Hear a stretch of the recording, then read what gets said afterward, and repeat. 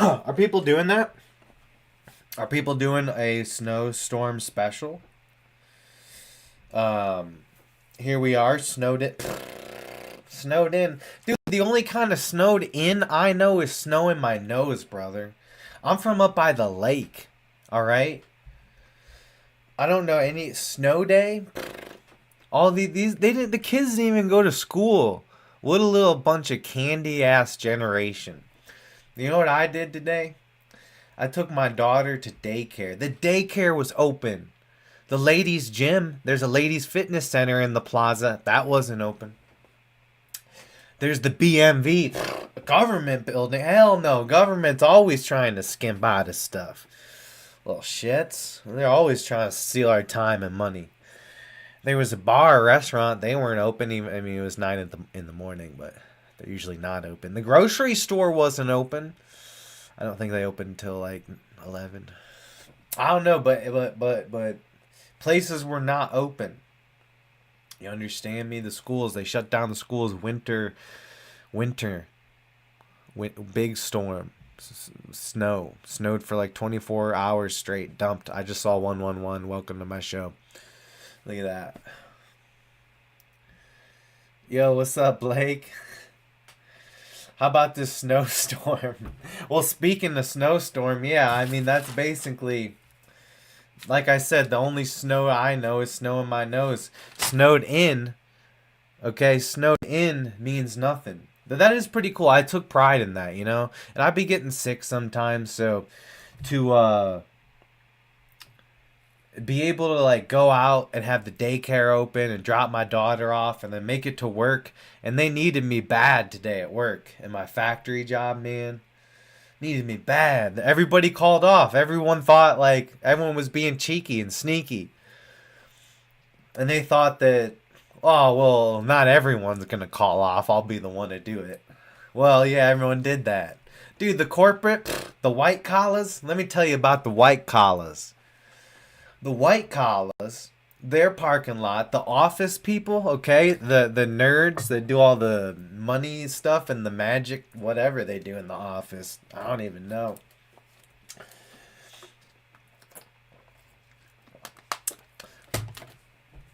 Whatever they do up there, that parking lot was about empty.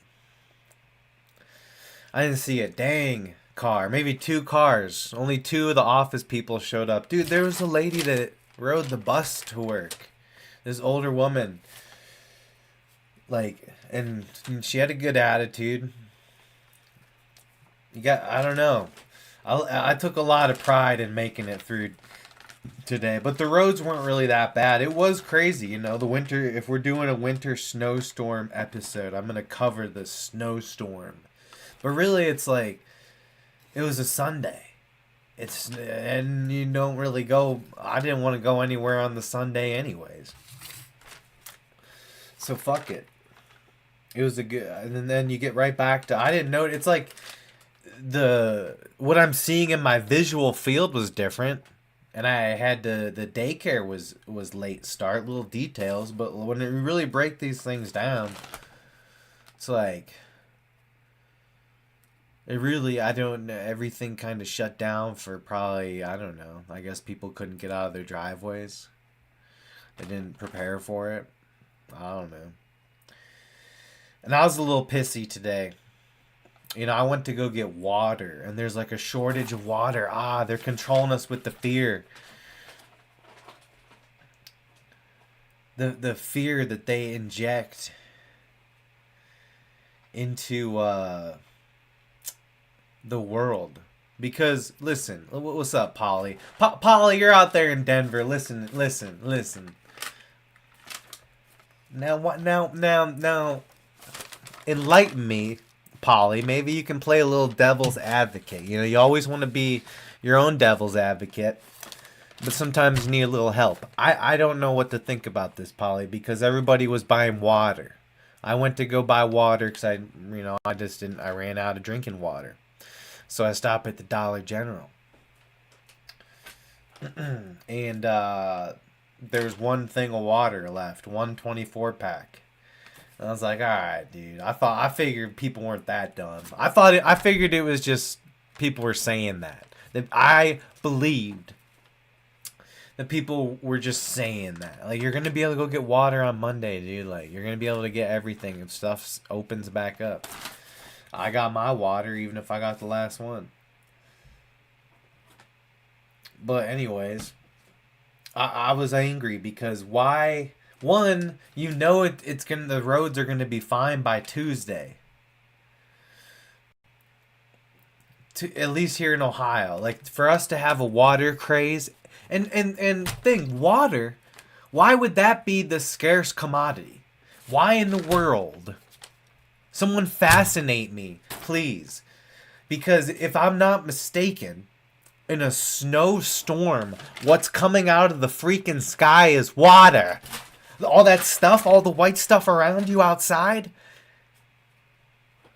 it's water. You get a bucket. You could hypothetically, as long as that snow's there, never run out of water. Ever. As long as that goddamn snow keeps snowing out there, you'll never run out. You would never ever run out of water. You just take a bucket. We'll get some snow. All right, keep interchanging it. So fascinate me. Someone fascinate me. Why would there be a craze for water? Are people just that afraid that they would have to go bucket snow? Because you would like you're not gonna run in if it could snow. Unless every single person is out there with a lot of buckets. You would really. I mean, a big field? Come on. You can't drink the whole field. No one is going out there to drink all that snow. So why the hell? And I couldn't figure, well, people are getting water. And then they get toilet paper. What? Bro, I haven't used toilet paper in years. Are you fucking... There's a sink. Like, you just wipe it on your hand. And there's a sink right there. Like, I haven't done... Fucking weirdos, man. Weirdos out here. No. I'm just... But you could use tissue. And again, hypothetically, if you were trapped inside, as long as you had running water, you could have a towel. You could have a dookie towel. Every time you pooped, you would wipe your ass with a towel. And then you would run the towel through the water and clean it a little bit. And then you could probably use that a good couple of times. And you could keep cleaning it. You could hypothetically, with the soap, hypothetically keep cleaning it over and over again. And never, as long as you had running water, ever need toilet paper again. Hypothetically, you never need to buy toilet paper ever again. Hypothetically. Now, I don't know if people worry that the power would go out. But again, why would water? Okay, well, the power's out. We can collect water from outside in the snow. That's pretty freaking easy. Boom, solved. Just don't drink the yellow snow. They don't trust shitty water? What's wrong with shitty water, Polly? I don't watch the news, so I'd look outside and do you want to go and do some blow, man? No, I mean, build a snowman. But,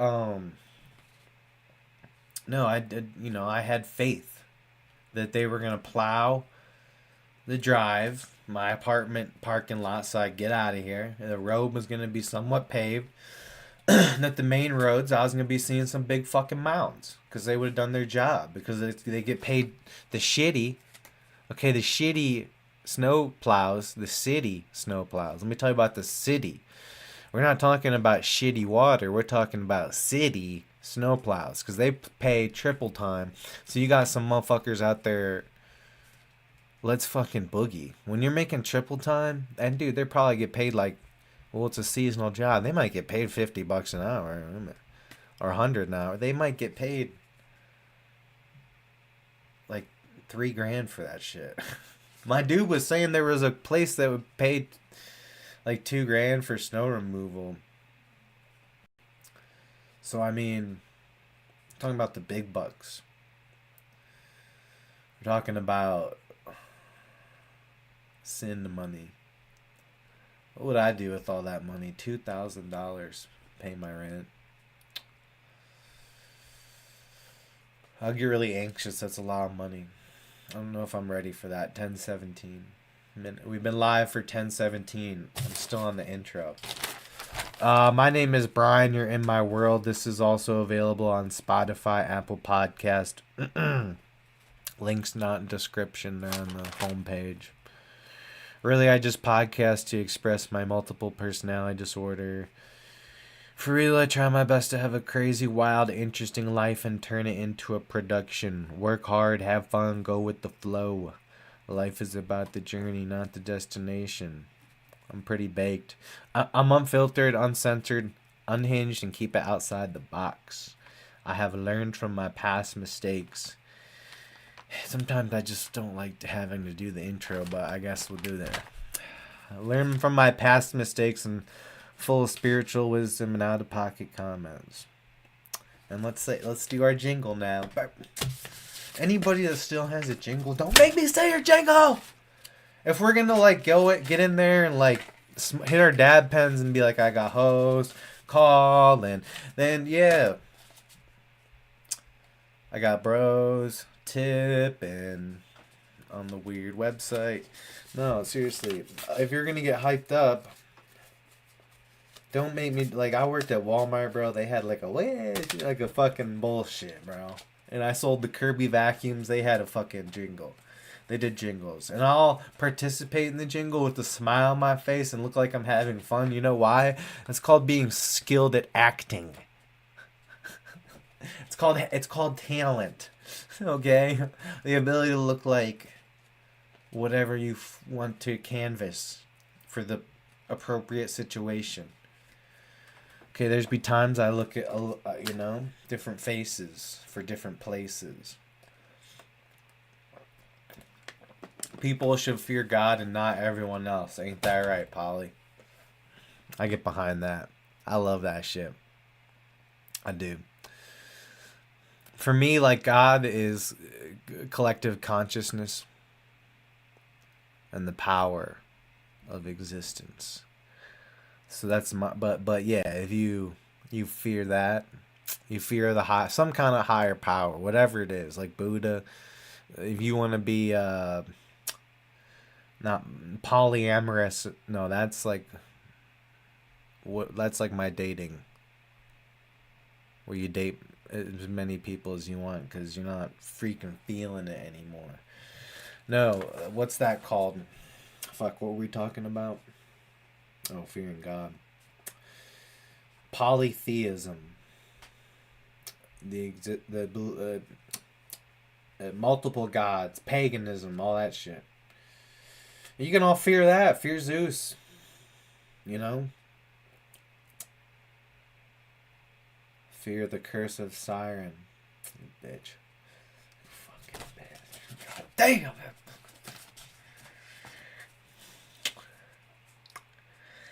I only date girls who are 22. Okay, that's your lucky time in Bryan's world. They turn 23, forget. Move along. Okay, find new. 22, go to 23, send to Dagestan, forget. He'd be a good wrestler. Good wrestler. I'm probably not a good wrestler.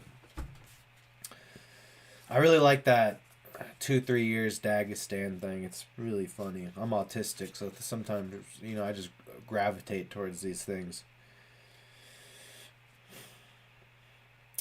I don't mean that. I don't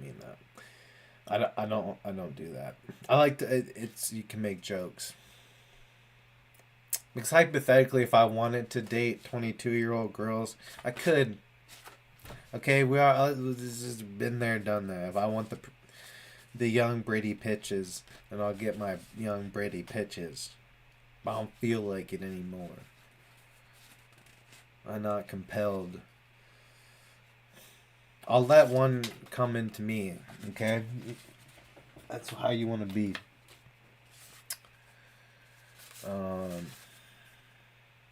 Says 2026 new vibes. Did I say this already? I need some new content or something. Ugh.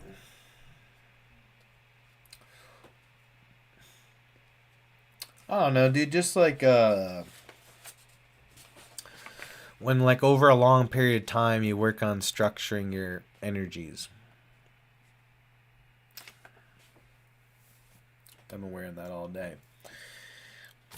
When you balance your energies,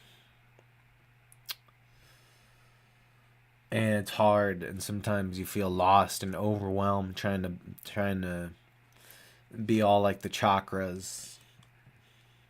All the you want to be all like the Instagram spiritual bitches. And tattoos of eyeballs and weird shit and spider webs. You wanna don't be afraid of that. Be afraid of God.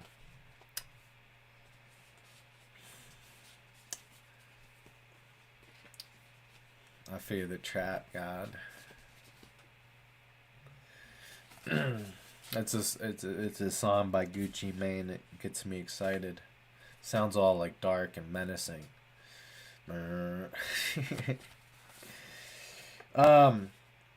But no, some of the things that let's check in. It's been like a month.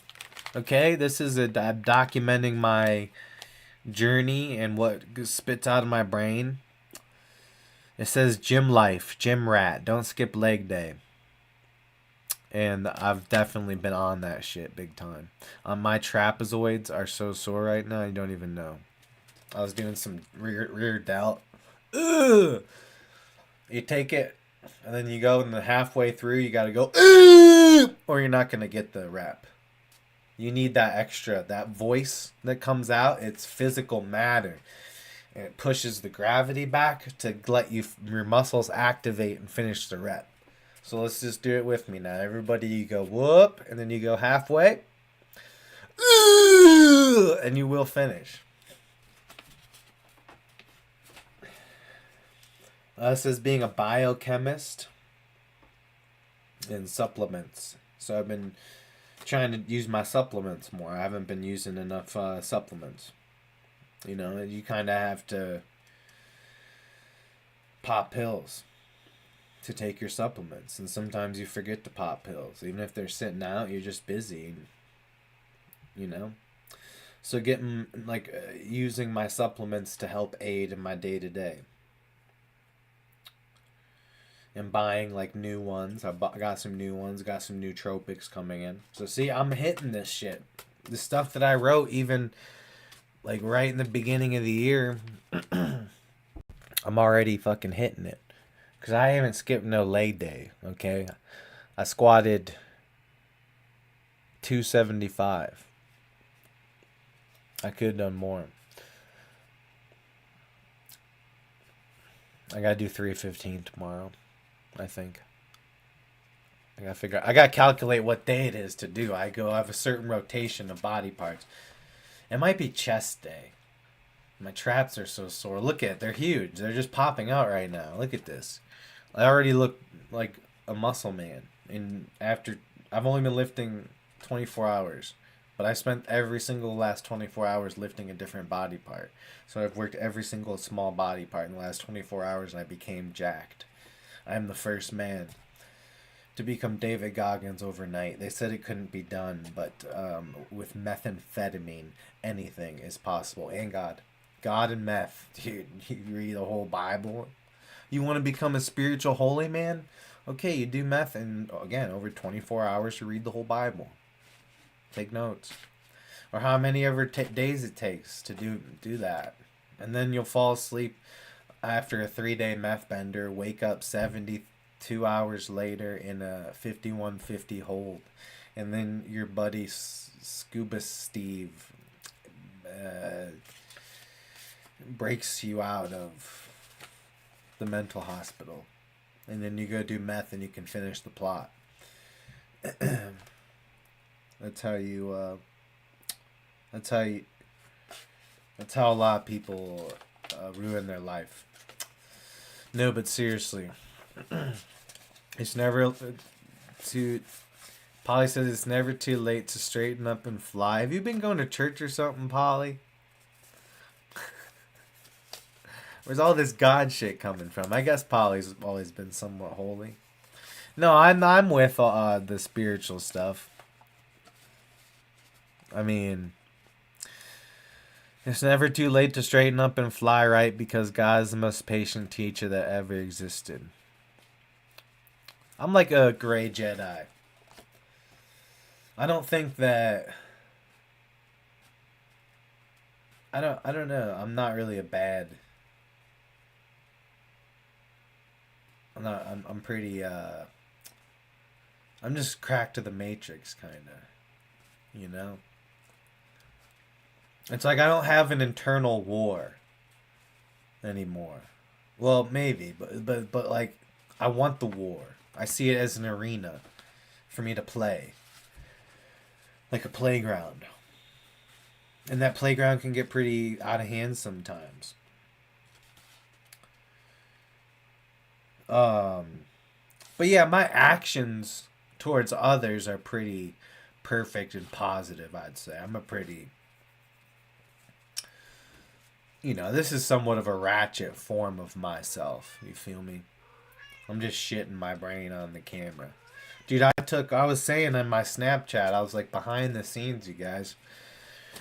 I took a picture and I captioned it and I was like, listen, you sit there and you hit the dab pen and listen to music, you hit the dab pen, you shouldn't know how many times. I have no idea. But probably like 15, 20, just good rips. And just, yeah.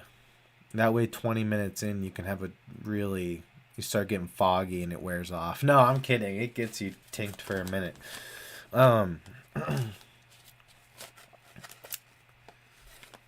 It's like crack. You gotta do more crack to keep it cracking. That's what they say. But yeah, no, like, you won't know how many. I don't count. Who counts? And then you pop in.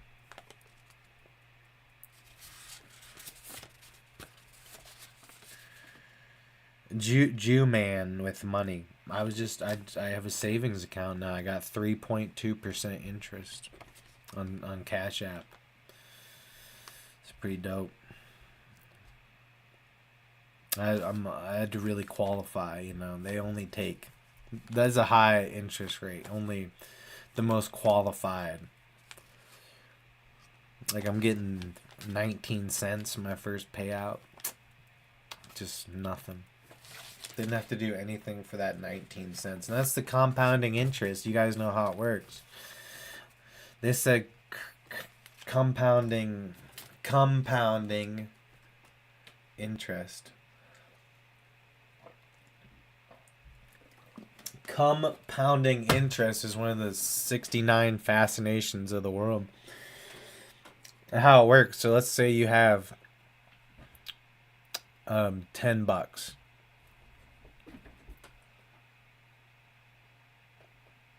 And you put the $10 in the savings at 4.2069 interest rate. So your first one, now listen, this is compounding interest. So it keeps compounding. It keeps compounding you. So you get your first 19 cents. Okay? You get your first 19 cents and it compounds after it's even more interest on interest. Interest on interest. So then that 19 cents, if you track it over 5 years, will turn to $1 million if you do the math. It's just 1 penny. No, that's like 19 pennies. You take 19 pennies and it keeps. That the guy with the videos. Oh, what the fuck?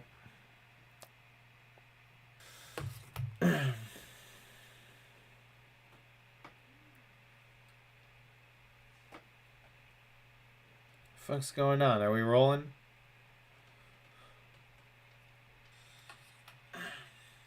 Rolling? Rolling?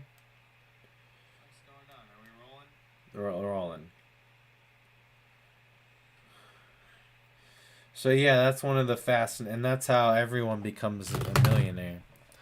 They showed in the video, you know, everyone's seen compounding interest. Everyone's seen the thing where they take the 19 cents or 10 cents or whatever and turn it to $1 million because of the interest. It really works. That's why everyone's so rich and has so much money. Yeah.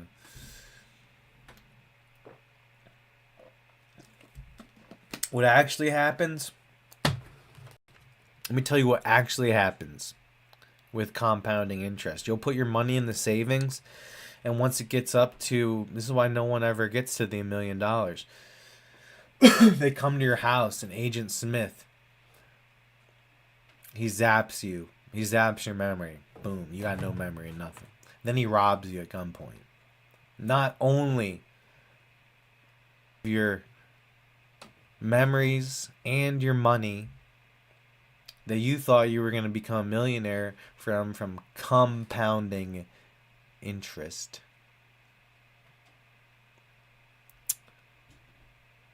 This is really not working. It's saying my bit rate isn't horny enough.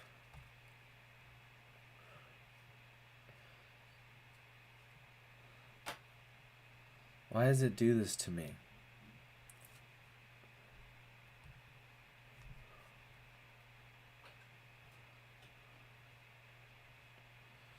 It was all because that stupid Google was being stupid. I think it's working now. Is it working strong? So anyway, the Hat Man comes to your house and he robs you. The Hat Man comes and he steals all your money, and then you start at $100, and then they show you the video. So your first memory is getting robbed, but then they show you the video of compounding interest. You're like, oh my god, all you gotta do is put 100 into the savings, and at 3.2%, you'll turn a millionaire by the time you're 50. But what they don't tell you is that the Hat Man comes to your house every time you get to 100 grand and robs you. Yeah, Polly, honestly, the problem there was I had a tab open that was Google Images, and there's so many ads on everything, and everything's just loading and tweaking that you can't even just have a page open nowadays, and your computer will work. My computer's old, and it's not ready for all this bullshit. So it was geeking out my encoder, and the encoder wasn't working properly, and now it says it's working. It says it's working real nice now. My computer's old and it's not ready for all this bullshit. So yeah, it's important to buy stocks. That's another good scam to get involved in. You own the company though. Your part ownership. Isn't that so cool? Wow, that's so great. You own Chase Bank. You didn't go on the board of directors. I didn't get to wiggle my little wang around at the fucking board of directors meeting. And I got $200 in Chase Bank. That's a lot of money to me. Okay? What about the little man that wants to shake his little dick? Little business coke dick. At the business seminar where you hear what they do. You hear about it. The Illuminati. You thought the Wolf of Wall Street throwing midgets at a dartboard was bad? I mean, they pray to the Baphomet. Do you even know what the Baphomet is? Fool. They pray to the Baphomet. Oh, and they praise around and they do a bunch of gay shit in the Bohemian forest. They fucking took those kids. They took a bunch of kids from the Ukraine.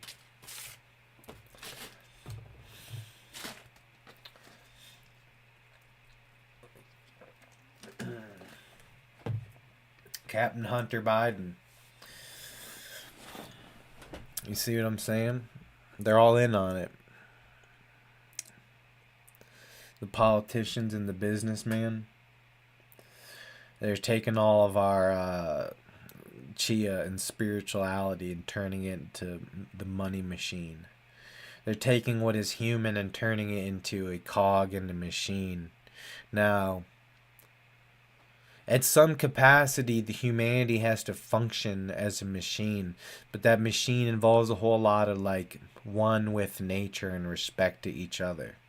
Is this cog, is this machine that we've created hyper competitiveness? Is this anywhere reasonable?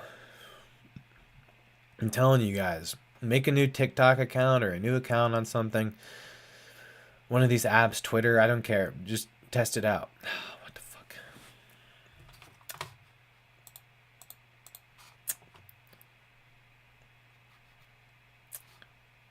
Is it still okay? Hold on. Hold on.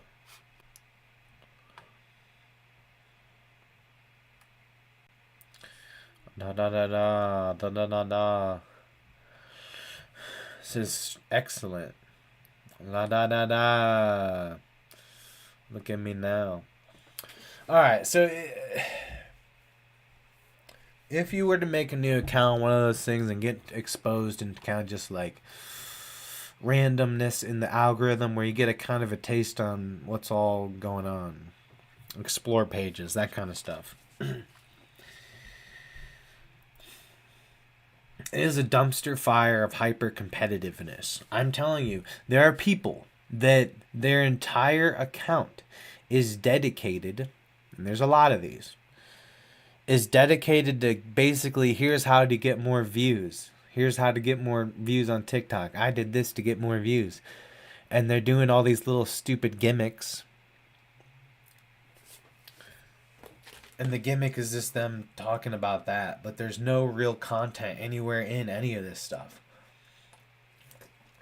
And it's like, okay, so you got the views and stuff. I get, and the likes and the comments. I get that that was important to you. But it's just algorithm clickbait. Children hitting a button. You know what they call Unk? They say Unk has aura. That's what the kids say. Okay, I pass the checks. No one ever says he's off. It said 3333. I just saw on the live. And I get a lot of people saying aura this, aura that.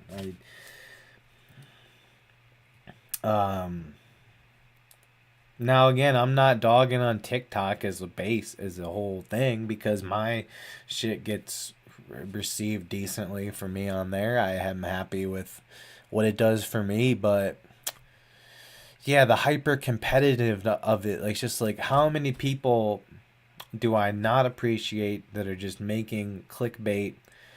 The amount of women that just make these videos in the car of them to some song looking all like, and they're just caked out in makeup and filters. Who knows what they actually look like?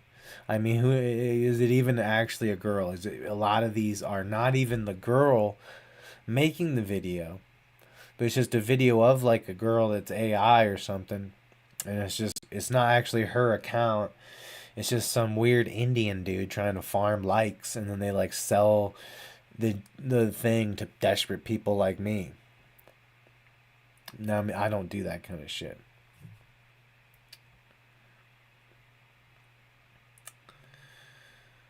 No,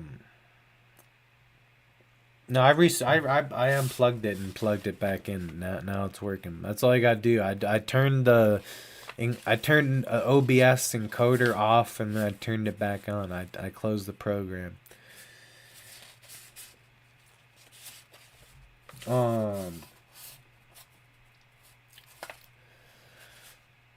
So yeah, and then I don't know, the hyper competitiveness.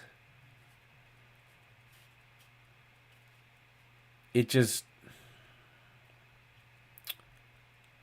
I can feel it on the, I don't know, on like the social media with like peers, my personal peers, like people I went to high school with or somehow know from somewhere or something. Who knows? Like idiots.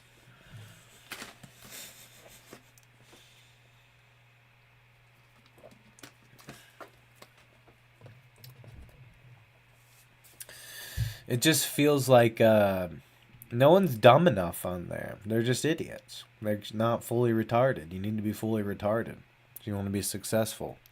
But it just feels like a shit show. Like everybody's posting only the perfect pictures or the fit, the bill of the normie. It's just all these sheep on my time. I barely go on the social media. Every time you fucking sheep, you say the same thing, the same poses, you wear the same stuff, you go to the same places, you say the same things, you look the same, you eat the same. You have your margarita with the sugar around it. Okay, I've met full on gay men that seem straighter than a dude with his girlfriend getting the margarita at taco night. Do you know the last time I got margs and tacos? Never in my life have I drinking a fucking margarita. Unless it was some big thing of mix and it was the only thing I could find. I was trying to get fucked up. Then I'll drink the margarita mix that's boozed and make a mojito. I drink mojitos, motherfucker. No, I don't drink mojito. I drink straight liquor and then I vomit. That's why I don't drink no more. I'm a vomit boy. But catch me puking in the back.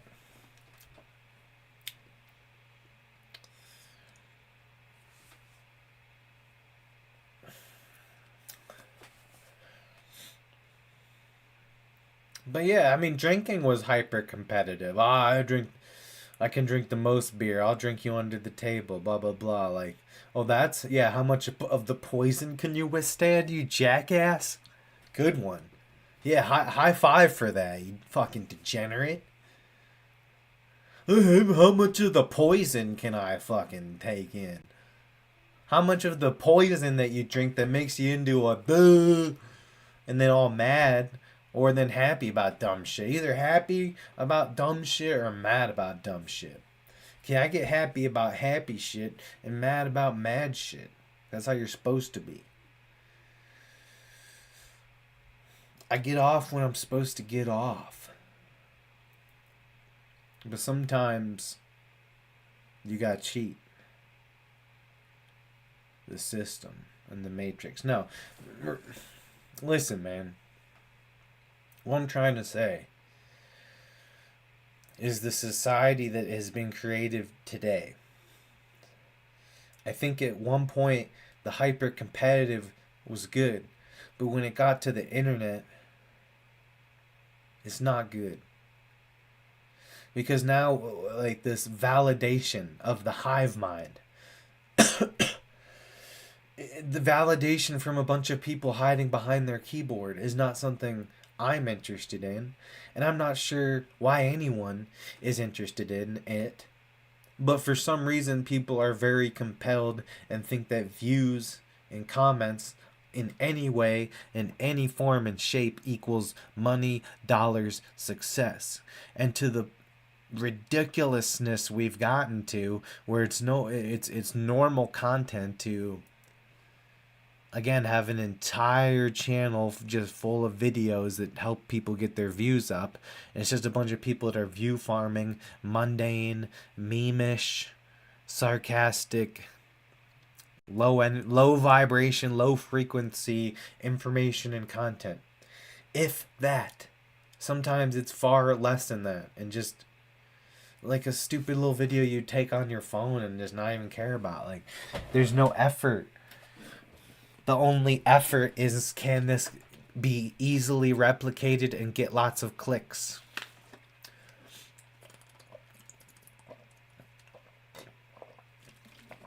And I'm so competitive about having my own unique sound and style and delivery on this internet shit and appearance and form and how it happens, that I'm quite careful about what I consume. I'm very careful. I won't look at news. I won't really look at any kind of comment section. I won't read a comment unless it's my own shit. If it's my own video, I'll see what it gets some comments or something. I'll see what the people are saying. But other than that, stay away from that shit. In the right format, I'll participate in live chatting. You know, streams.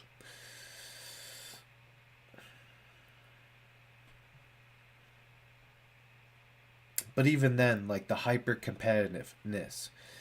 What gets more views and attention? Someone coming on here and spatting for an hour?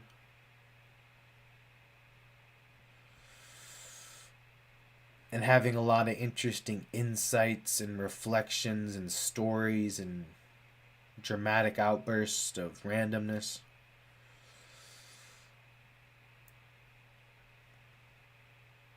Or should I just sit here and pet my cat and meow into the camera like a jackass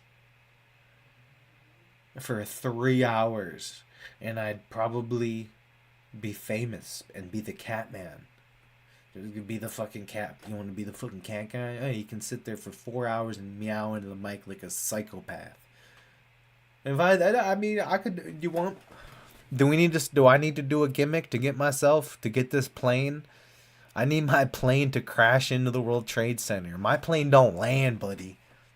You know, everybody be like, yo, the plane has landed. My plane, Allah Akbar, Muhammad Shihad. Everything for the 96th Virgin. I. Sacrifice it all for the 96th Virgin in Valhalla. Allah Akbar. Peace, be Bobby Muhammad Shihad.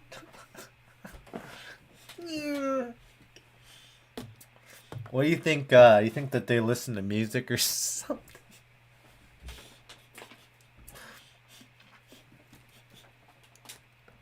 They're listening to like AC/DC.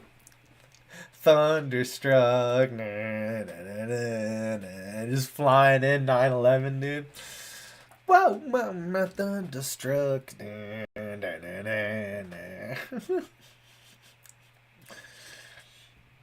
Like, what's like the best song ever? Bob O'Reilly. I mean, they're probably pretty jazzed up. They really probably were brainwashed enough to the point where they actually thought that they were gonna. And maybe they did. Maybe if you believe these things, they just happen. So if you truly believe that, hey, I'm going to crash this plane. My leader told me I had to hijack this plane, crash into the World Trade Center, and I go up to the whatever, Valhalla, and I get 96 virgins or whatever it is. Well, it's kind of psychopathic. That's a little bit. That's fucking dark to want. Talk about being Talk about the opposite of being holy. I mean, that's like holy too many holes. That's not good. That's not. I don't even think, like, if you want that, whatever you're doing probably isn't based in anything good. If someone brainwashed you to where you're like, oh man, you could have 96 virgins. Let me show you like 96 attractive, hot virgins, and they become yours in the Valhalla.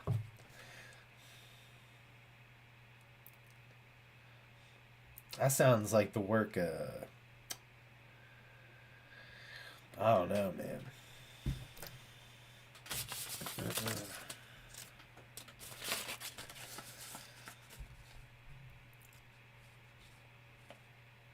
Valhalla. But yeah, no, that's how my plane comes in. It comes in like a. But you know what? I don't want to be a terrorist. I'm not a terror. I'm a. Well, yeah, to the mainstream, I am a terrorist. Yeah. I've always been a terrorist to the mainstream. But you know what? It doesn't matter. Because I just have to execute your mission. See, I wasn't good at that before. I wasn't in touch with, God, okay?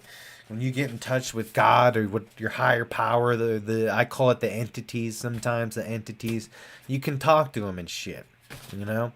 You can do it through prayer, do it through writing. This is a form of getting in touch with the information in the grander scheme. Psychedelics, I do some mushrooms. They'll check you up real good. But I got my mission checked. I thought I figured out my mission. Okay, sometimes you think you have it figured out, and then you take, a big. You haven't had a big mushroom trip in years, and you take a big dose, big trip. And you have a major mushroom trip. And this time around, you figure it out, mate. Usually the shrooms are like, nah, you fucked up. You're living wrong. You have it all. You're this type of person. You need to rebrand. You're not in tune with your grander purpose. You are not in tune with it. No. Here, they start giving you the epiphanies and teaching you what it really is meant to be. Turns out I had enough of those experiences to propel me in the right direction.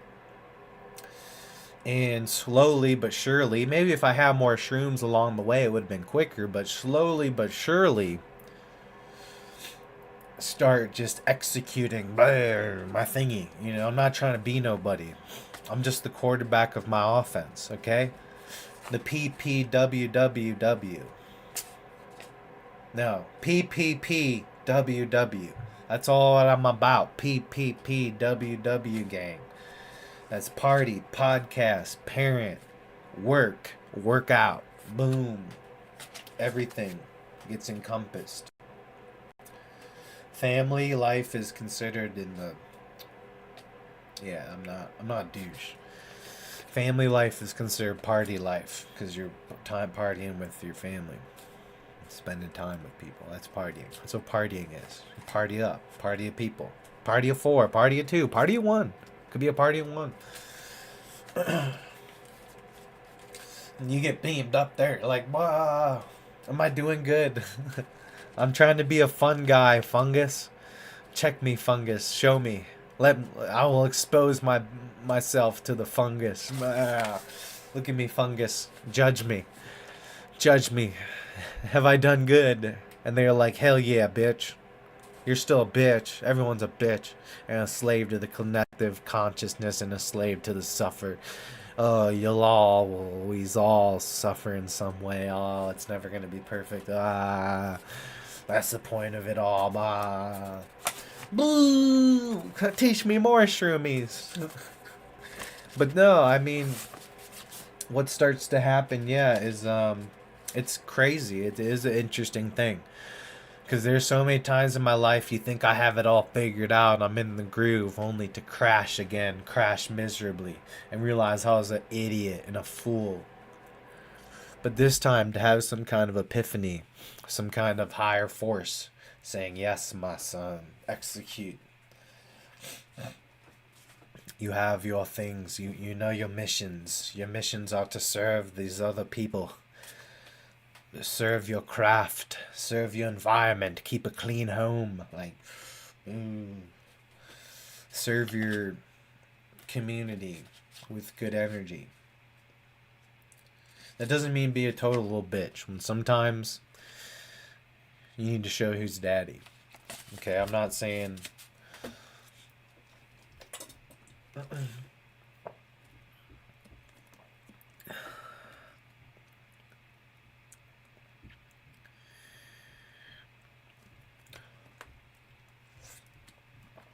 Polly, what did you meet someone at the mall or something? Where is this all coming from? It's like I think God's very subjective. I think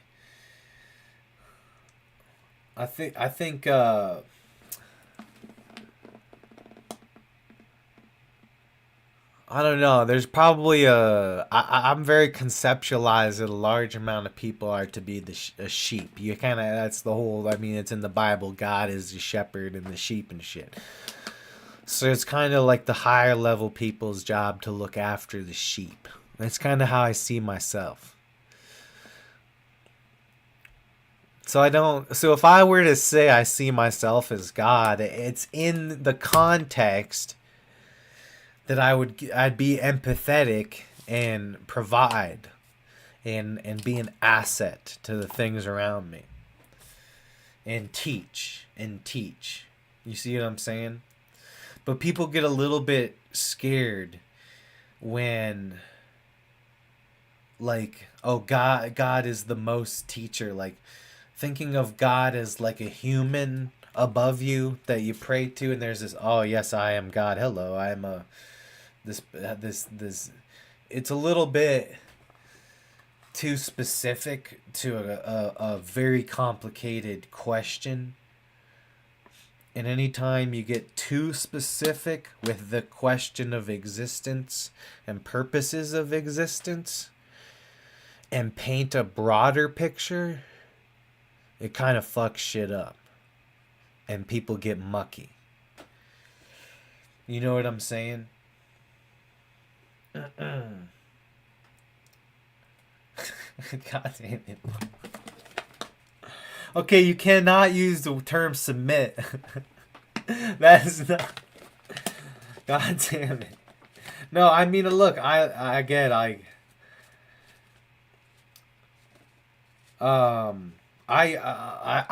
gotten to the surrender. I think a surrender to the pain. You have to surrender to your pain. I think we got to put these things in. I'm trying to be a new age preacher. And we have to put these things in the X's and O's like sports, okay? We got to take the scriptures and put it in so that the people can understand. And submitting, okay, submitting, that starts sounding like booty stuff. Submit, dominant, mommy's getting dommy. Like, it's like, and then the reward of heaven. This is the reward of heaven. You're in it right now. This is heaven and this is hell, in my opinion. I would rather bank on this being the heaven and hell, and consciousness being heaven, and this being an amazing, beautiful thing, whatever throws it to you. And you can take that because you've accepted your pain, that when you have to deal with the pain and the suffering, that it's okay and you're willing to bear it. And in exchange for the heaven, you're willing to suffer through the hell for the heaven. I think that heaven and hell is here on earth, and the idea that like you're rewarded for your behavior here on earth, that you would be rewarded for, and then again, God and the Bible and that shit, they don't get that specific on, like, other than praying to me. What about praying to each other? What about the people around you?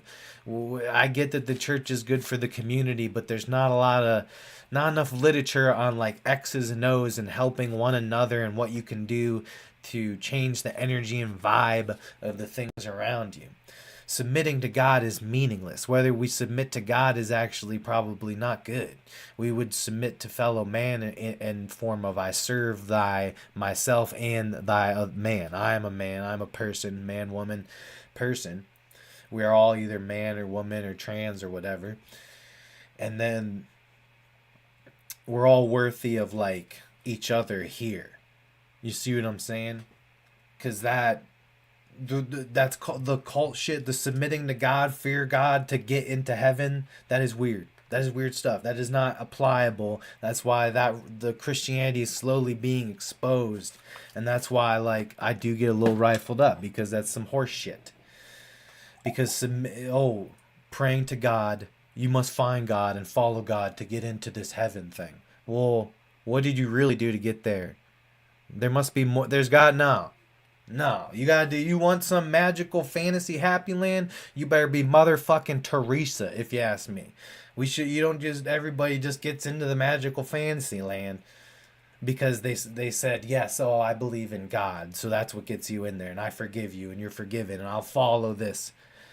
But then a lot of those people do they do how good of an energy are people really? How good, how much good, and how much wellness and what wisdom and knowledge do people really spread to one another? I spread a lot of knowledge. I'm always saying slick, cool shit to everybody. No one in the history of any kind of religious stuff, whether I've met them through the internet or real life, has given me any real life information on how I can help the people around me. It's only said your salvation, you, God, you. I mean, it's cult like communicating. Um,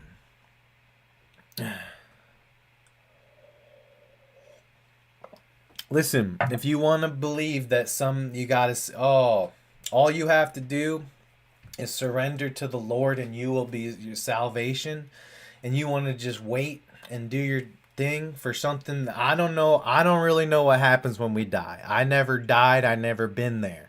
Just like I never been to space, so I don't know if it's a flat earth or a globe earth really. You want me to go up there, okay? What should we do? Should we take a bunch of pills and then get revived and then see what happens? Yeah, uh people have after like death experiences that sound a lot like rebirth, like the start of a rebirth.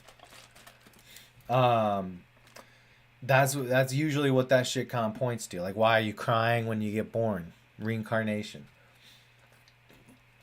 You get shot right back into this bitch. Okay, you can, in my opinion, you can pray all you want and surrender to the Lord. But that Lord, whatever he is gonna. It's there's no there. This is the party, and here's another chance to figure it out. Here's another chance to figure out the true magic of our reality. And again, I don't think the concept of heaven and surrendering to the force and all that's good stuff. It's just contextually, I think that heaven and hell is right on here. And the magical land where there's no pain and everything is perfect, well, I don't know. I'm having fun here. I mean, I think that consciousness is there's not really much more that you could ask for than consciousness and being able to perceive this magical land of beauty and darkness, life and death, black and white, Asian and Mexican. Um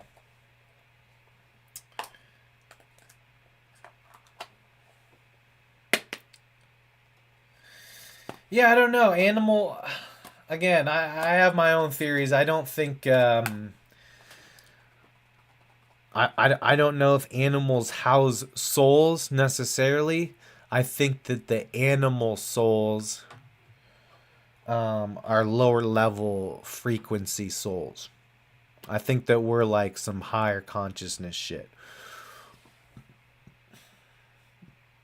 Oh man, I'm getting fucking zapped right now. Holy shit. No. The oneness. The oneness just fucks me up sometimes. Like, should you submit to it? Yes. The one, the consciousness. But no, I like my religion is um to improve myself to the people around me, to add sauce to myself, to add riz, to add game, to add spice, to add interesting, the knowledge, the wisdom to go out there and make the world a better place and change the vibration and make it better. Okay? And I do that isolation. I'm like, put me one on one. I'm like Paul Pierce. I'm like Allen Iverson, yeah. Or Kyrie Irving. Get me on the ISO. I'm balling on these niggas. Kyrie Irving. I'm a oh shit. Um.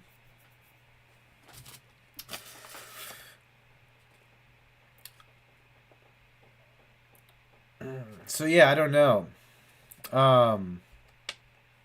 There's a lot of theories. I think that I don't ponder it much. This is really the extensiveness of my pondering of our existence. I don't like to put too much into it in terms of what I believe. There's a lot of different theories though, Polly, in terms of like we are something that is being tested. I think it's more of just grown. I think we were grown. I also believe this. And this it scares me when I say this because it's real. But I think maybe that this realm was not created, and that time works inverse, and we've always been, and it's just periodic. This it will destroy itself. The climate will destroy us. But to harbor life again, and it's just continuous. It's just a cycle, and there was no beginning. The concept of beginning is something we created, like beginning of a movie, beginning and end. Time is something we made up. There, you can go farther than you can go outside of time. You can go outside conceptually. You can go outside of time, and just look. Think of time as a man-made construct, and just throw it out, because they want you to think that, bro. They want you to think time is linear. So you'll put the fucking metaverse on, and not worry about our existence, and not worry about how you can become and feel like a god. Maybe I just smoke a lot of weed, so I feel. I don't know, but that's what helps me feel normal. Normal people can do what I do, and it's just organization of your thoughts and what you want to be and how you want to do it, and then you go deliver and execute, and then you learn that playbook, and you become that good quarterback, or whatever, volleyball girl, or Caitlin Clark balling. I want a Caitlin Clark Iowa jersey. That is shit is raw. The Iowa jerseys are pretty sick, huh? There's a hot girl on Caitlin Clark's team. I saw a picture of a autograph picture. Hall, what's her name? Hall, Hull, Hall. And she's a looker.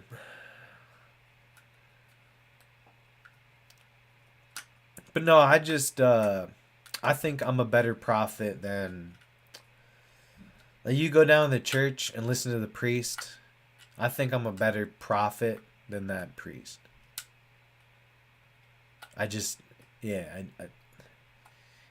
in a, yeah, there is. If I went through and I clipped off what like I'm gonna do, I'm gonna start doing right after this stream, because I need to get on that shit, because I've done so much good work and high level stuff that, yeah, I think that if I got every single clip, every single 30-second to a minute clip of some wisdom shit, and it just could be click like that, I think that would be more wisdom. You'd sit there and scroll through that and take you maybe, it'd probably be an hour or 2 hours of shit.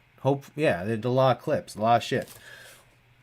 It'd be more useful, powerful, and beneficial to the people around you in terms of your behavior, actions, and vibe than what you would learn from going to church for a year.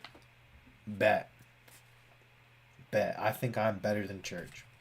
And that's what I always wanted in my head. I said, I want to make something that's better than church. And again, I've come to these conclusions through going through Christianity. So it's not all bad. Like, it's a gateway. It's like religion is gateway drugs to the truth. But the truth is like coke. You gotta actually do it. A lot of people just smoke weed. They don't try the hard stuff. You gotta try the hard stuff. Look, dude. Look, you go in here. There's a dollar bill. Okay. Yeah. I'm back in the New York groove, and you just wait till I get my money right, and then I'm gonna have a special $100 bill again, just like the old days. Nah, nah, nah, nah. Wait till I get my money right. Whoa, whoa.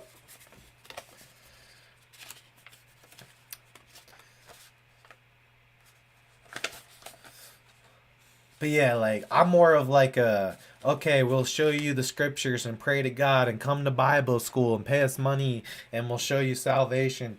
I'm more of like a take somebody in a dark room and give them 5 grams of mushroom and go boo. Let me tell you how it all works, buddy. Ooh, I'm gonna scare it out of you. I'm gonna scare fear out of you. Ooh. The only thing you'll fear is being afraid. Like, oh God, I'm not afraid of that, right? Okay, let's get over it. Let's get over that fear. Boom, bam. I don't fear anything. I'm aware it's safe. I'm not stupid, okay? I'm aware of threats. Okay, any kind of potential threat. I'm very calculated when it comes to those things, okay? But it doesn't mean I'm scared. I'm preventative. Okay? I fear. Yeah, I don't know if you want to fear. Yes, I guess the fear God, but like for me, that's the collective consciousness, the one, like the song. Oh, dude, the end of the song, Twilight Zone, dude. That makes me like, that makes me zoom into the fucking, oh yeah, the oneness. And I'm like, why? I'm thinking that just now. Because I like to say that. I think it's fun. Like, if you're going to get in a fight, you take off your shirt and say, I fear God, motherfucker. And I like the concept of, oh, my only fear is the grand above, the grand consciousness, the greater power. But what if I looked it in the eye and it said, you ain't got to be scared of me, bitch? And it slapped me and it was like, yeah. Ooh, and it's more of like a joker and like an observer and like it's witty. I think this God, it's like an energy. God, it's like this overseeing energy. It's fucking witty, and both it's both like the devil and God in one thing. But it created this thing to be heaven and hell. And like the devil incarnate on the earth, and then God consciousness incarnate. And then like the devil is the 7 like deadly urges, whatever shit, and the overconsumption of that is the devil, the temptation to overconsume at those things, and constantly chase the dopamine. That's like the devil.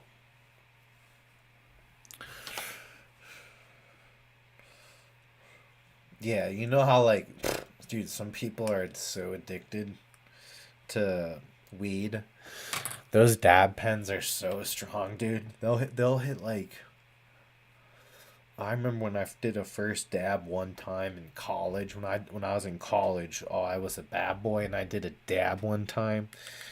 Oh, and I was coughing so much. Some of these potheads.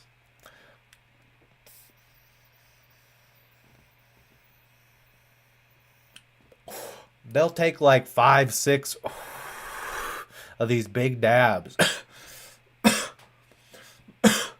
These potheads.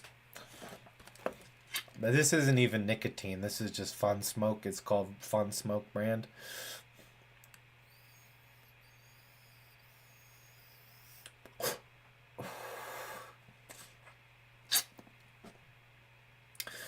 Yeah, Polly, that's this world. That's this world. That's exactly where we're at right now. Like, we're in that shit. Heaven is a great place to be because there are no haters. Nobody's laughing at you, and everyone trusts everyone else. Haters don't actually exist. Haters just hate themselves and say stuff. And they could be NPCs anyways.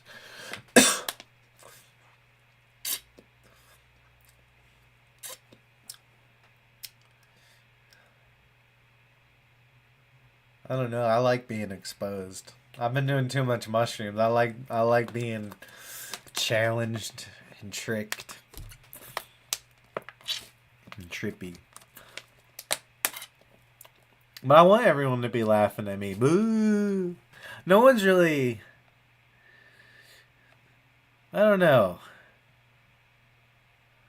I think honestly, what I've kind of learned and what I've noticed about general society and general population, people are up their own asses enough where they don't give really a fuck. They might think about something and judge something for a microsecond, but they certainly don't remember it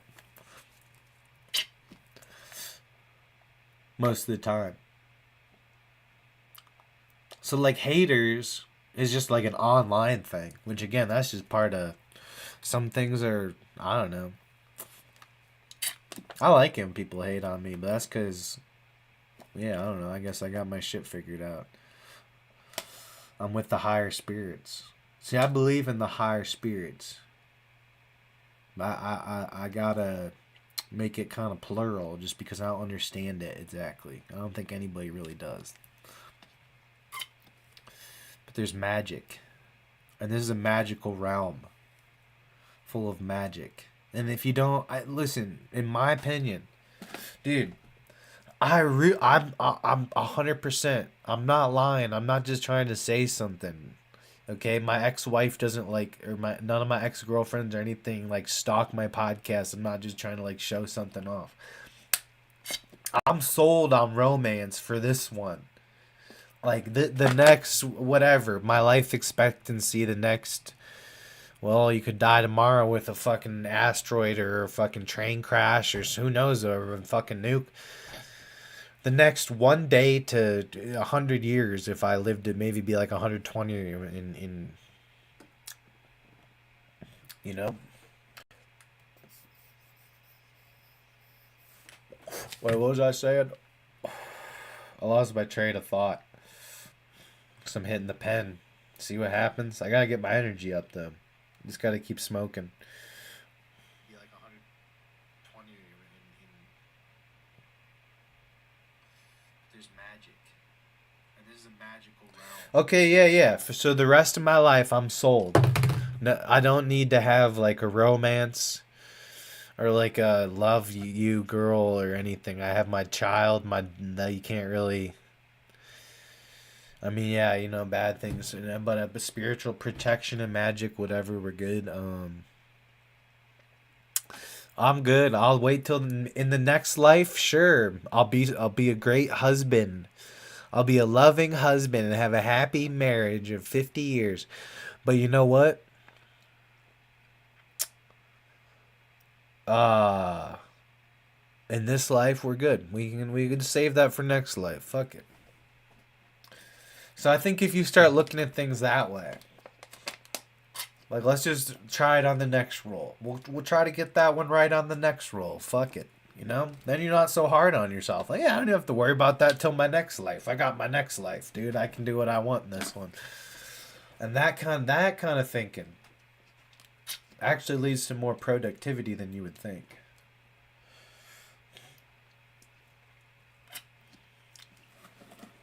It's 9 o'clock. Should we do mushrooms? Live mushroom trip? I got work tomorrow.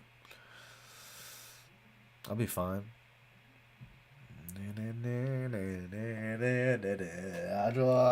Sometimes I'm just psyched into it, you guys. I just saw 444. It said 114.44. I'm tripped the fuck in. I need some water. And some coffee. Water, coffee.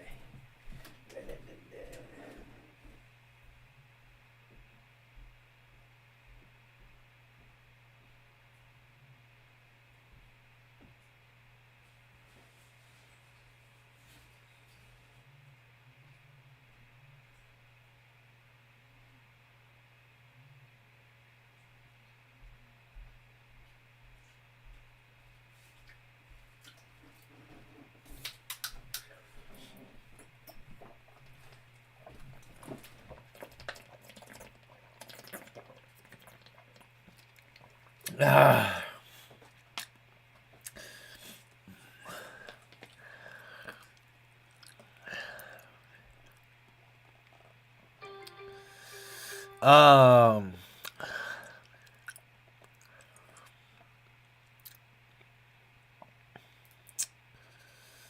Yeah, I don't know.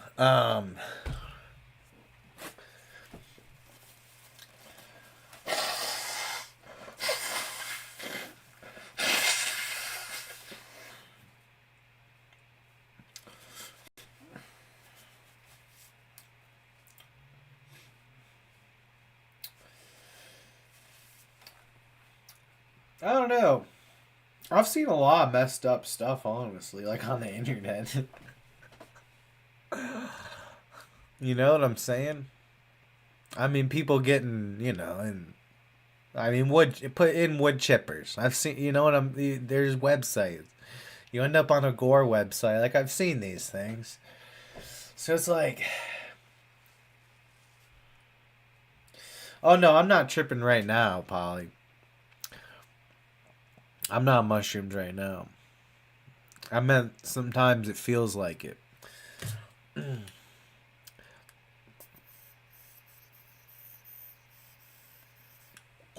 And even if I was on mushrooms, I am a bit of a psychonaut. I'm like an astronaut with that shit. So I can put up with shit, you know.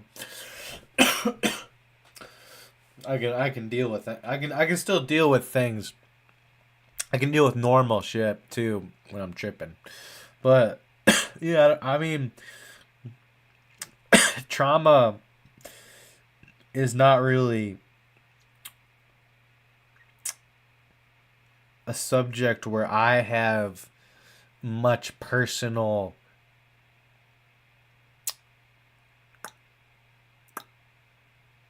uh I don't know.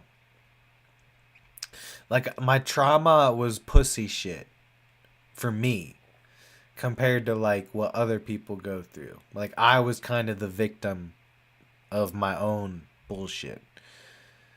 I was the perpetrator and the victim. Maybe alcohol. Maybe alcohol. So I guess through traumatizing myself with my own wicked behavior on alcohol, I suppose was pretty rough and gnarly and seemed hard to get over at one point. So I guess I do have some experience. Now that I think about it, I was pretty fucked up. And I guess maybe some situations with women that still really don't hold over on me well. I guess I divorce. I can't really say I have trauma from that because if things turn out better and I like this situation more than I would have liked being with a woman still. Um and that, that's cuz I put the Tom Brady shit, you get under center, and I did a bunch of stuff crazy, maybe under craziness and sad that I was being divorced, but like through that energy, through that destruction was like creation. And I would have to say, like, the last 3 years of my life, and maybe this is because of my child and having a child in my life that I'm raising and being responsible for half the time. But I mean, yeah, I would say that on the average scale, better probably than like in terms of that long time of a time period, particularly the last year and a half, almost 2 years, actually almost 2 years now. We're gonna be in the glowed up professional Bryan. This is the professional version of my human. And that's a beautiful thing, but like yeah, so I guess I don't know, because I'm responsible for a lot of my own trauma. I guess some of it was caused from actions that were done to me, which again don't always sit well to me to this day. But I think delusion through being donkey brained, like I need to be on my Seroquel, or I'll go Kanye West and start saying need to be Nazis. That's a real mental health condition. You can ask. Listen, man. I would make a Hitler joke to a Jewish girlfriend. Okay, I'm actually like that. Like I'll actually give no fucks. Like I'll dunk on your whole team. No, that's how I was before when I was toxic and an idiot, okay? I don't think it was right to make any kind of Hitler joke towards a Jewish woman that you were dating. But you know what? She at least thought it was a little bit funny sometimes. So, give me an inch, I'm going to take it a mile. Good ways and bad ways.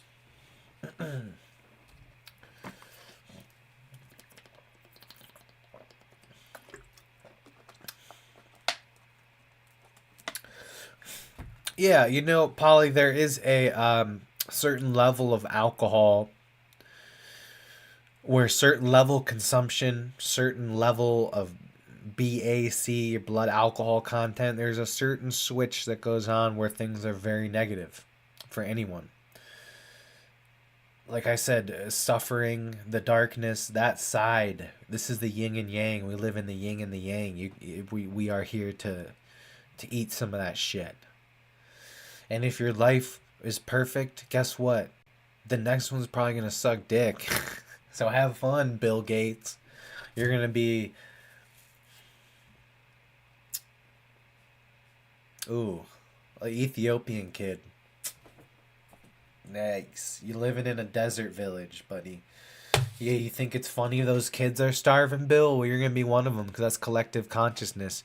And Bill, if as so long as that kid suffers in Ethiopia from hunger, so long as the billions of people suffer from hunger, Bill, you will suffer too, because collective consciousness, the heaven and the hell, the pain and the suffering, no one can hide from it.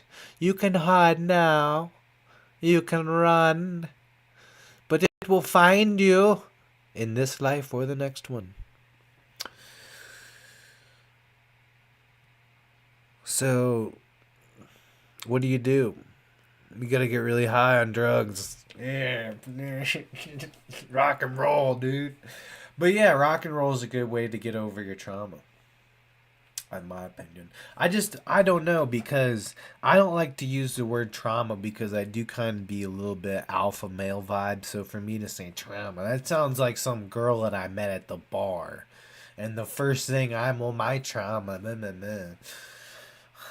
It's like, well, what, am I your counselor?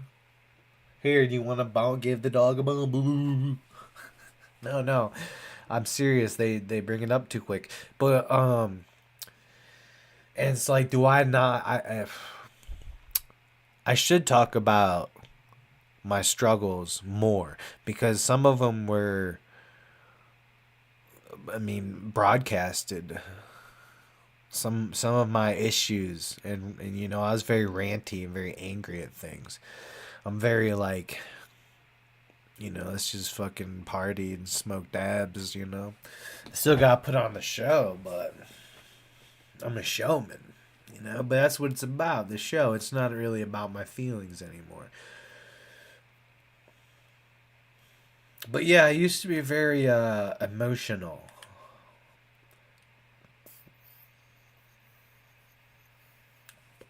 about my own role and ego. I used to be very emotional about my own ego. And now I am emotional about the people that are responsible for my ego, because the ego is now in a better form, in a good form. So that's a very powerful feeling. So whatever trauma I had, if it's things that I'm not actively involved with or doing, booze was the main culprit. booze or caring too much about bullshit or not focusing and attacking my mission and finding my grander purpose. Yeah, if I wasn't doing that, it probably would be hard to not think about certain things and get mad. Sometimes I still get annoyed, but it's data. It's just data to me now. So like, okay, that's still stupid. Fine, won't give her a chance. Still not. Nope, if she comes around, don't give her a chance. That's really all it is. If I get mad, if I start thinking about a girl, that's just boom, conclusion. Done thinking about it. Or maybe if you start, you know what, maybe, oh, could it work out? Maybe I was wrong. Well, that's positive. So how about you follow that vibration? Yeah, there's a lot of, your mind is all just like a, once you start playing with it, it doesn't, your past is irrelevant. You can play with your past and say, oh, who cares? I was a drunk idiot. I wasn't on my Seroquel. I'm on Seroquel now. I wasn't on my meds. Think about other people when they go off their meds, they go crazy and end up in the psych ward. I'm lucky I didn't end up in the psych ward, some of the crazy stuff I did. So, like, yeah, you gotta cut yourself some slack.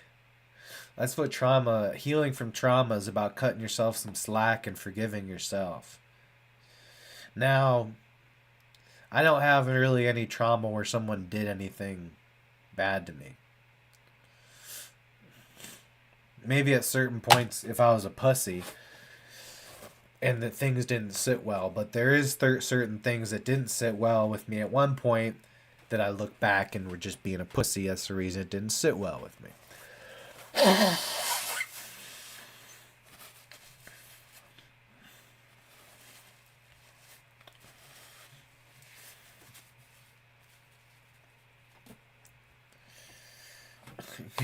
God may forgive all your transgressions.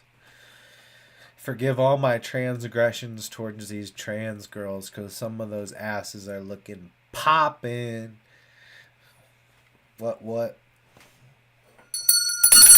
Hey, look at this, Polly. I'm cleaning up.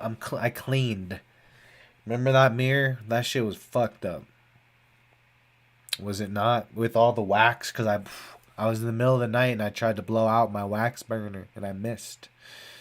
And I blew the wax all over, but I was half asleep in zombie mode, so I didn't really even know till the next morning or next day I got home. I was like, there's wax over everything.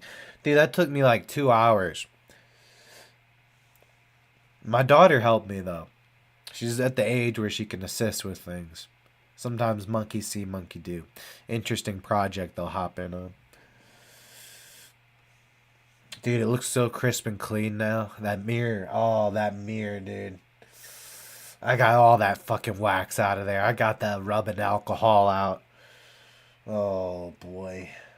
God, is it fucking... I just want to rip a line of coke off that shit. I mean, you just want to take a nice picture of yourself in the nice, new, shiny mirror.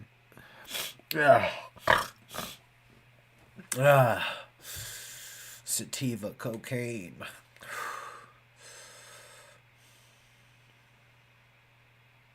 If you don't start listening to yourself, you'll never stop hurting everyone around you. If you don't stand up for your rights, the world will simply take them away. Yeah, dude, this guy, what's his... Mark DeWine or whatever? This freaking chicken neck telling me what to do. Nah, let me tell you about this chicken neck. Sitting there probably in Columbus, snooty Columbus, out of touch town. Liberals, a bunch of liberals in Columbus, Ohio, not like the good Ohioans in the tough northeast region.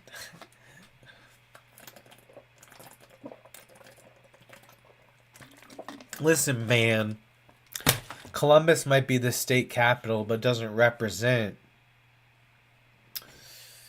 the hood. We're from Ohio. I'm from Ohio. I'm a white boy. I smoke too much weed, though. They got me talking black again. Where'd I put my dope? Man, let me tell you something. Sometimes when you're smoking Bubba Hash, sometimes when you're smoking the Bubba Hash, you can't find your Bubba Hash. You smoke so much Bubba Hash, and you forget where you put your fucking Bubba Hash. Hey, my Bubba Hash! Hey!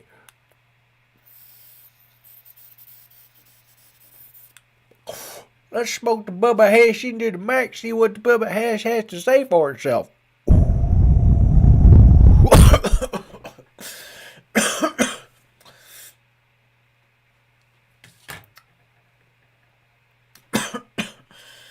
Hell yeah, probably being clean. Yeah, be a little dirty though.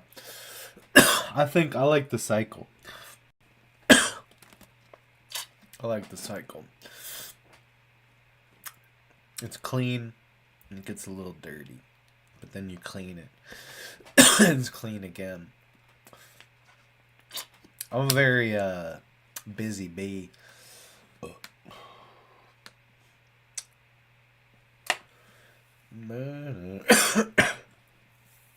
So yeah, basically what I'm here to talk about today is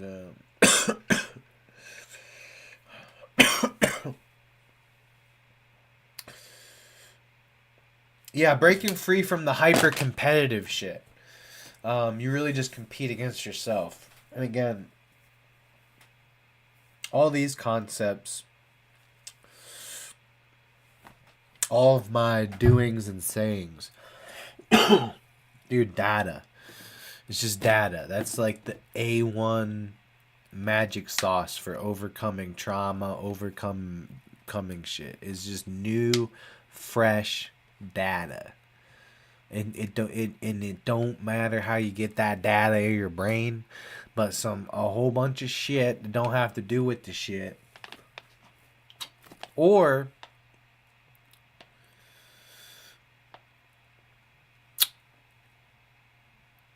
or you can jump into it too. You know the comedian Stavros Holocaust, the big Holocaust. His name sounds like a Holocaust. Holocaust or whatever. Whatever. He was the big fat guy on Cumtown, which I like Cumtown, the podcast. But all three of those guys, once they separated, they're just dorks now. But he's a big fat guy that tries to brag like he gets girls. He's a total douche. I don't like him. He is kind of funny.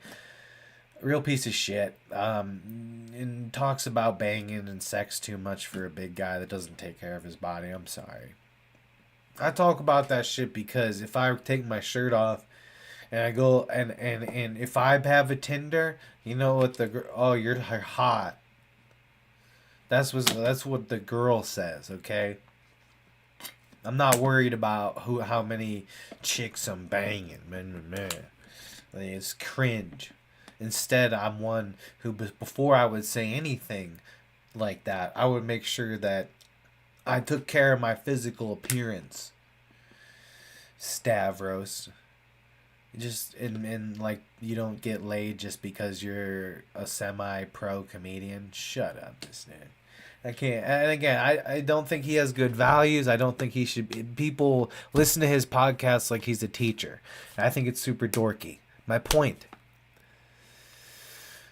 Not dorky, but just like normie beer and bitches talk, you know?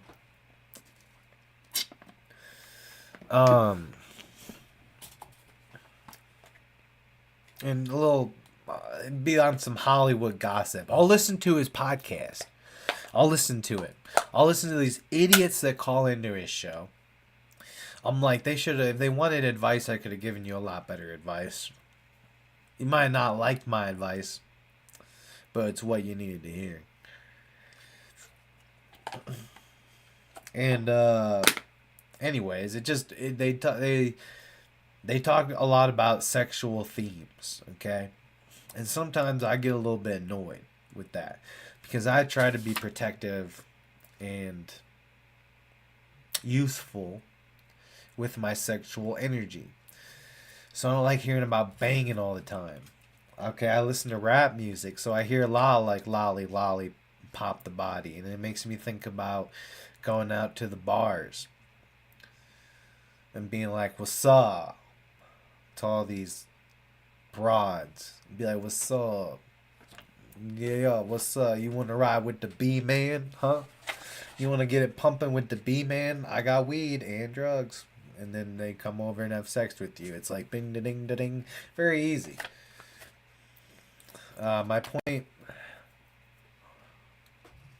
Actually, I forgot my train of thought. My point being that... B-man, I got weed and drugs.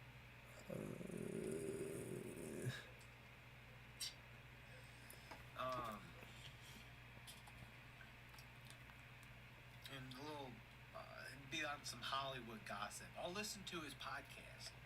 I'll listen to it. So anyways, I exposed myself to these hypersexual themes because I myself has been irresponsibly hypersexual with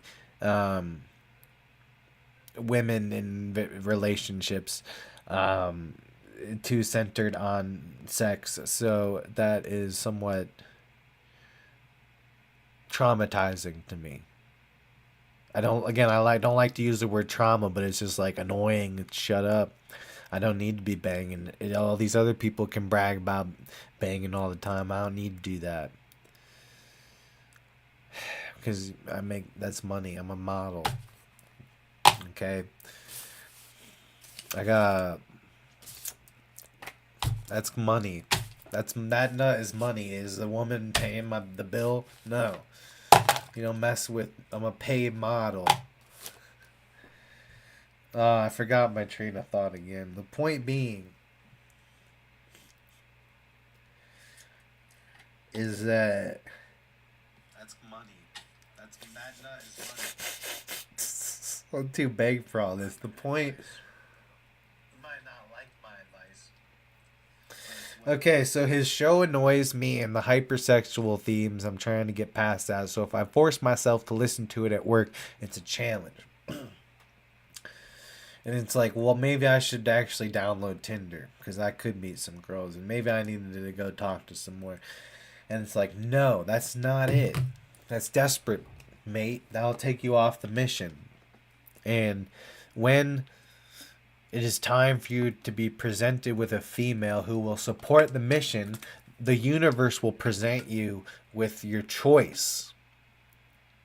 Okay, that will present you with the one that you would pick anyways. It'll just present it. It will like drop it like like you'll text that girl late at night and be like, you're like God getting dropped off an angel from my heart and you're the perfect girl.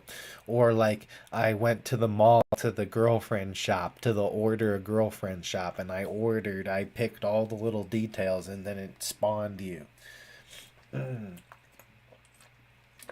That's what it was with like the last one. And I'm like, I didn't order. Some of the stuff I didn't order, so I had to let that one go. To get rid of it. I didn't order that. Wait a second. Yeah, give me a new one. And that's how I got over my trauma of being left by my ex-wife, by dumping these broads that weren't good enough for me. See, new data points. I'm mad at that person for failing me and forcing me to play my ace, even though my heart was bound to her heart of steel and my heart of diamond, black diamond. But she forced me to play my ace. You don't force me. If you're one of those... It's... I didn't actually need you. I never, not one day, not one moment, did I need you. I simply wanted you. And I want you no more. So I'm going to give you back to the streets. And this plane is taking off and it's crashing into the World Trade Center, bitch.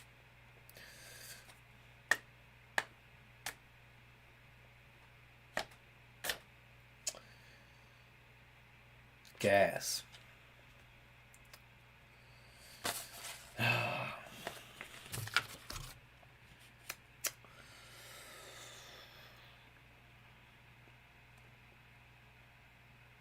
So I don't know. Where else would you find the ramblings of a wild but somewhat useful street rat like me?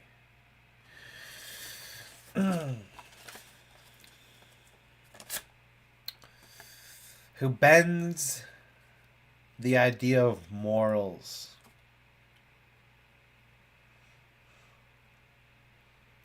under the grand context of the utilitarian principle that what is good for the most amount of people is best.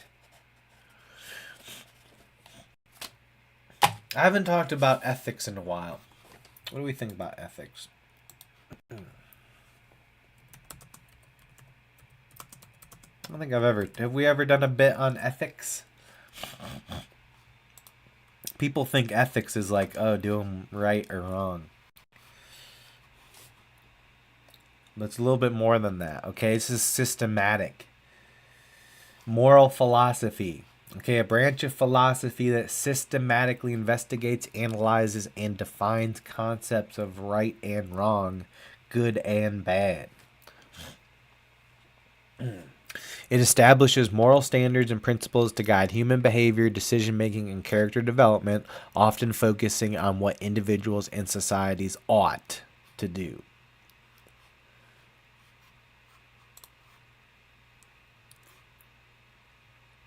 Three main branches.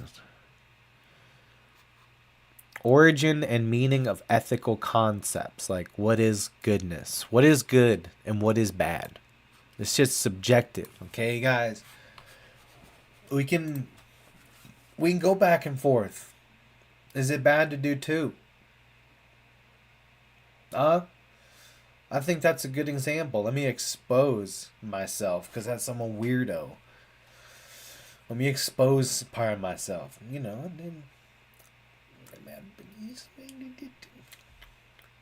now, do I do a toot during the week? No, I don't do a toot during the week unless I got time off. I don't do toot to podcast. I have code against that's it's against my code. I don't do toot shows. I don't get yinked up on blow and come on here. But let's just say recreationally, I were to dabble in that. Let's take a look at the moral behind it. How many people made money because I sniffed powder? First things first. Putting food on the table because of my nasal craving for that white breakfast powder. Okay? Like it just, it's really not one of those things you get hooked on either. When you pair it with alcohol, you get hooked on it, but it's like after 2 days in a row, you're like, I don't want to get zapped. You're zapped. You're a little zapped. I'm a zappy, dude.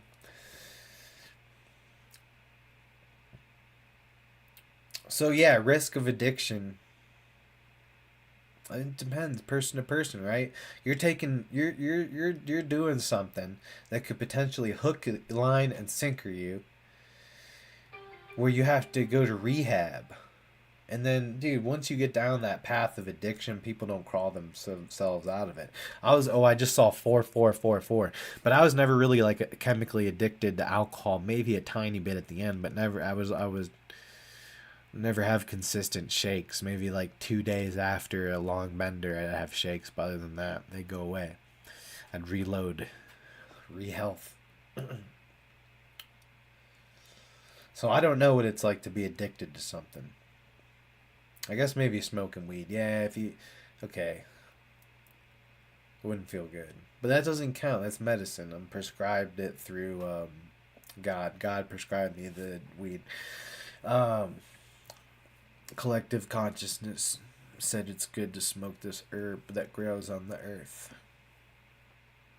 And I said, hell yeah. But anyways, I guess any substance use that could be potentially addictive. You're rolling the dice that this becomes something you're willing to sacrifice everything for and pay a lot of extra money for to do a lot of. But let's say you've already defeated that and it's not a factor. Well, what's then the moral risk of doing toot?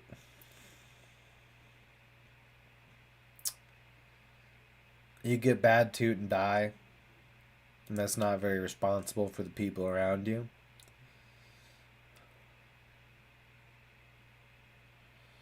Make sure the toot is a rock. There you go. Problem solved. Let's say toot is a rock. And you know it is not fentanyl franked. And this is safe. And you're not going to OD or die from it. Could it make you do something promiscuous? Yeah, sure. But not unless it doesn't seem like it will, like if you have someone to be promiscuous with, perhaps. But in the absence of it, it's not like I would do a line and then go on Tinder and try to find a girl to hook up with. It doesn't seem to. If you already had someone, you might hit them up, but nah. So yeah, I'm taking something that society looks at a little bit, drug use, a little bit hard on, and saying like, oh, that's all bad. And then anytime you smoke weed, you want me to like feel bad. Oh, I'm a pothead. Well, I got to smoke this weed. Women, I'm sad. No, I'm not sad. I don't know. I like being hooked into it, dude. It hooks me into it all day long. It's just a better life. Perma-fried. Tatted.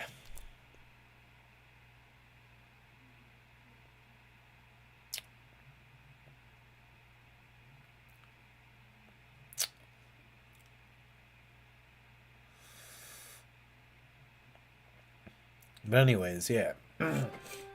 Sometimes if you evaluate something that seems all bad and people paint as all bad, if you divulge and dissolve some of the risk factors associated with it and hypothetically guarantee safe usage, I mean, super illegal. Felony and illegal. But I mean, that might be the one thing with the toot. You can't be morally. I guess, yeah. I guess perhaps you're risking real fuck up in your life. I think that's what kind of makes it fun, though. And you could always just shove it in your ass if the cop. You just do it like, hey, excuse me, officer, before you pull me over. Just when you go back to your car real quick. I'm going to do all this coke. Just give me 20 minutes. No, but yeah, ethically, at that point, now you got me. I think we covered all the other risk factors associated with it too, analyzing whether it could be framed morally one way or the other. Really, could it be framed as good instead of the typical bad connotation? But yeah, I think there is something to the glorification of things. I think sometimes a substance can have more power because of the novel to it, as opposed to the substance's actual effects on your mind. And things like that can compel you, right? Music, what you read in a book, A poster that you have on your wall that motivates you, a work of art from history. These things can compel us and make us feel certain ways in our brain, certain chemicals, the same way a substance would. You know, everything is drugs. I talk about this all the time. Petting the kitty is drugs. Dopamine. This is dope. We're doing oh, this kitty is nice. This is a nice fucking kitty. Look at that. Oh, kitty.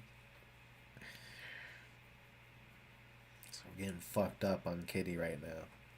Yes. Come here, kitty. Oh, fuck. Ooh. That's too much kitty, bro. I'm tweaking. I took too much kitty. Ooh. Ooh. Woo. I took too much kitty.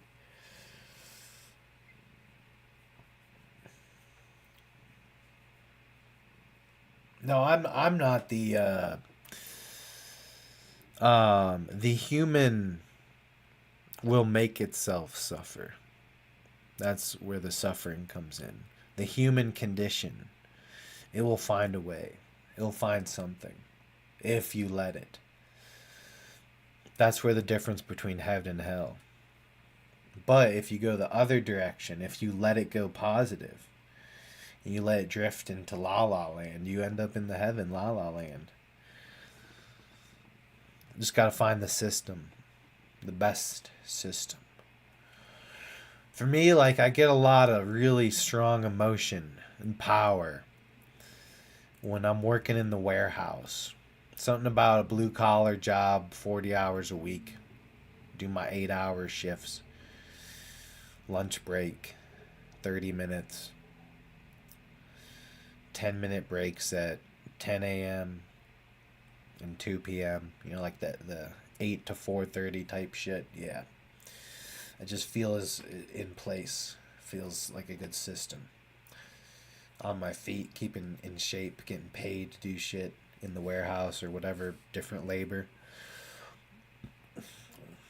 And I'll listen to my sports. I get to listen to Bluetooth, so that's like the main thing. I like a labor position that doesn't require that much thinking, but not just dumb shit. Some thinking, but then I'm allowed to have a Bluetooth, which is a lot of repetitive stuff too. So I can listen to sports radio. I can listen to my own podcast to judge back. I can listen to wisdom audiobooks. I can listen to music, and sometimes I'm listening to rock music. I'll go out and hit the dab pen on the break, come back in like you can't tell. I'm a good actor, you know. I can look normal. Let me look normal real quick. This is my face that I make so nobody knows I've been smoking weed. Ready?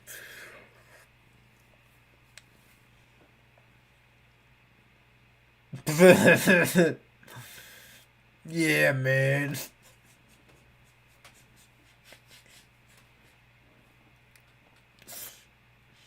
I can't do it, man. I got too baked. I don't get this baked. I did like, I don't know. I don't know. You just hit the thingy until you feel like this. Mm. Hell yeah, the bar exam. What is that, lawyer shit? So yeah, I don't know. I just feel like the rock and roll vibe, the blue collar culture. But I can play business, man. I'm a smart guy. I can do the sales talk. I'm a slick bastard. I can go both ways. I can infiltrate the corporate world, become their leader, and then sell them off to a foreign company. Sell their jobs to AI. Mr. Burns type shit. No, I'm just kidding. Yeah, but I guess as far as suffering, yeah, no, I wouldn't if maybe someone asked me If they said, I want to take your path, whatever poison pill or whatever pill you swallow, whatever you did to become your energy and your vibe, I'd like to participate and go down that path. That person would be put through some torture, suffering. Yeah, I would have that person. Now, I wouldn't do that. It's not like electroshock therapy or nothing, or me beating anybody up.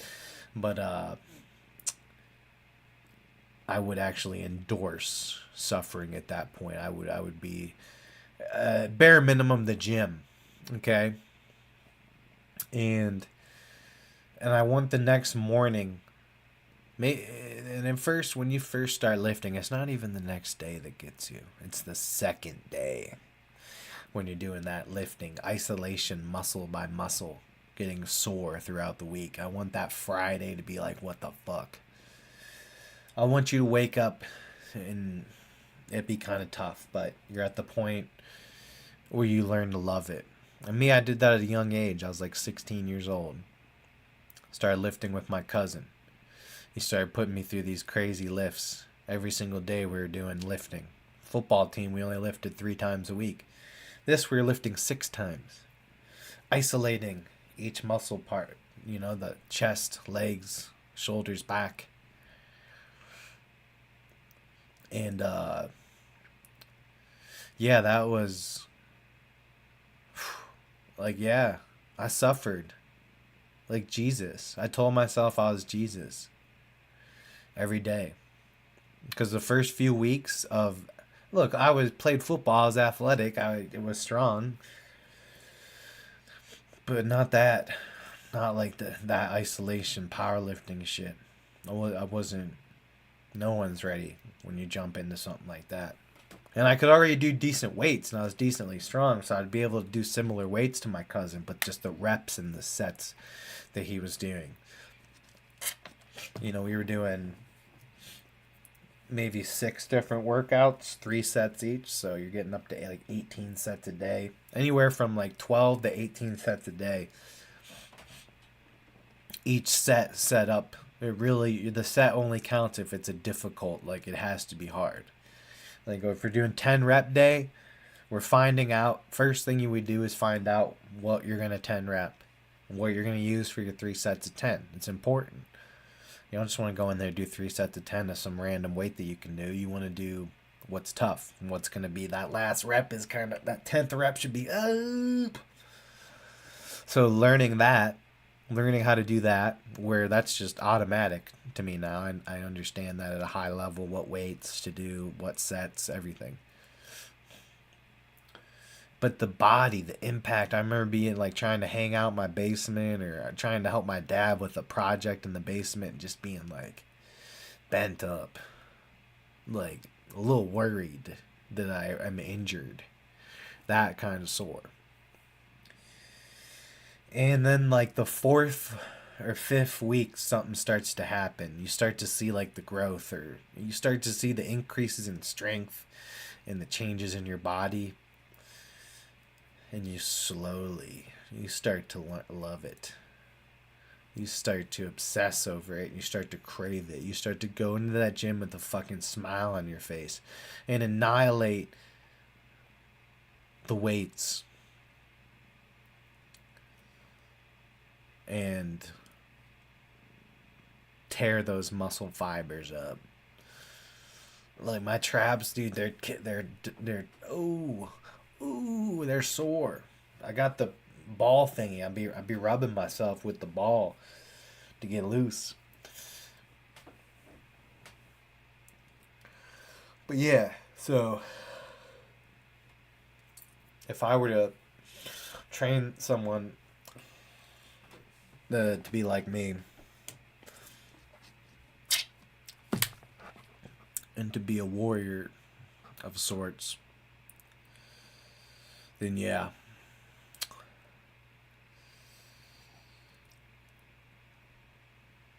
it's spiritual. Alright, I need to actually edit some clips for once. For real. We'll catch y'all next time. Peace.